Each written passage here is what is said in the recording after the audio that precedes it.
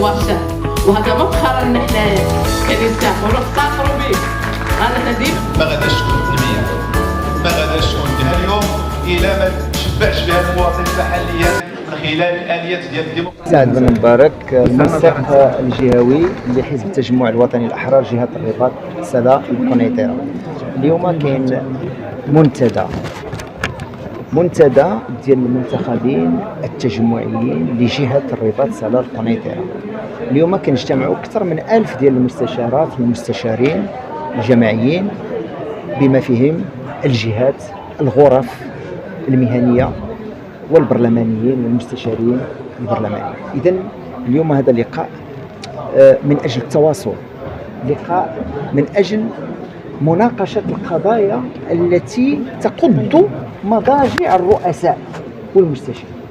لأن اليوم إلا غادي تلاحظوا في الورشات اللي هي اليوم راه عامرة وفيها واحد النقاش مهم جدا، كتلقى الورشة اللي كتهم التمويل الترابي، كتلقى الورشه اللي كتهم الميزانيه ديال الجماعات. اليوم الميزانيات ديال الجماعات الغالبيه ديالها ونقول لكم بانهم ديفيسيتير، ما عندهمش، ما عجز في الميزانيه، والعجز ديال الميزانيه ما كيخليش الرئيس انه يقوم بالدور ديالو اللي وعد به الساكنه واللي وعد به الناس اللي صوتوا عليه. اذا اليوم كاين نقاش كيفاش يمكننا نرفعوا من هذه الميزانيه ديال الجماعات الترابيه، كيفاش يمكننا نرفعوا من الحصيص ديالنا ديال لا تي في ا، لان الضريبه على القيمه المضافه هي اهم مصدر لتمويل الجماعات. اذا اليوم كيناقشوا هذا الشيء، كيناقشوا كذلك الوضع الاعتباري للمنتخب، وشنو هي الحمايه اللي كيديرها له القانون، اللي كيوفرها له القانون التنظيمي، القوانين التنظيميه الترابيه. كذلك اليوم كنناقشوا المساله ديال التكوين ديال المستشارين. اليوم عندنا مستشارين عندهم شعبيه ممتازه وناس مزيانين وطلعوا باصوات وطلعوا بكذا، ولكن خداو الرئاسه ولكن ما عندهمش امكانيات ديال التدبير، لان هادشي ديال التدبير ديال الجماعات وباش تكون امير بالصرف خاصك واحد النوع ديال التكوين. اذا حنايا غادي نهضروا على المساله ديال التكوين وكيفاش غادي نوفروا لهاد المستشارين المجال ديال التكوين. واليوم غادي تتم المناقشه ديال القضايا التي تهم يعني محاربه يعني الفوارق المجاليه.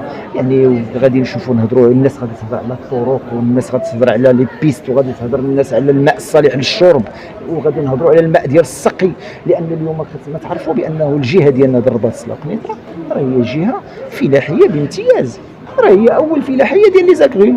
راه حنايا راه الرباط، راه الجهه الرباط سدا القنيطره راه هي اللي كتعطي لي زاكرين، يعني بحيث انه وحنا الاولين في الليمون وحنا الاولين في واحد هذا. اذا راه الماء ديال السقي راه ماء مصدر مهم بالنسبه لنا الفلاحه. اذا حتى هما كيطالبوا بمراكز ديال تحليه المياه في الجهه ديالهم. اذا لان حنا مع هذا الشيء ديال الستريس هيدريك اللي هو كيعرفوا العالم باسره وخصوصا مع كذلك المغرب، اذا حتى هما كيطالبوا بالمياه، كيطالبوا باش يكون واحد لاغروبول في الجهه ديالهم، ويكون اللي غادي يتم فيه التثمين ديال المنتوج الفلاحي ديال هذه الجهه. لانه تعرفوا بانه المنتوجات الفلاحيه اللي ما كانش لاغروبول راه كنبداو نلوحوها، راه كتمشي تخسر، كتلاح، ما كتباع بواحد الثمن بخس.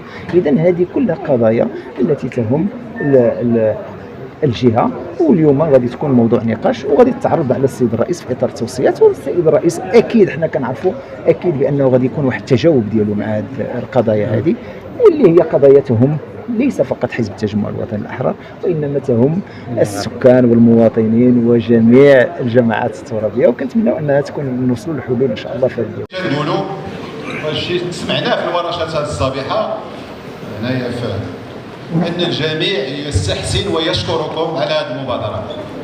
مبادره بالتاريخ غادي من بعد نرجعوا لها وغادي نعتبروها بانها ماشي فقط رمزيه.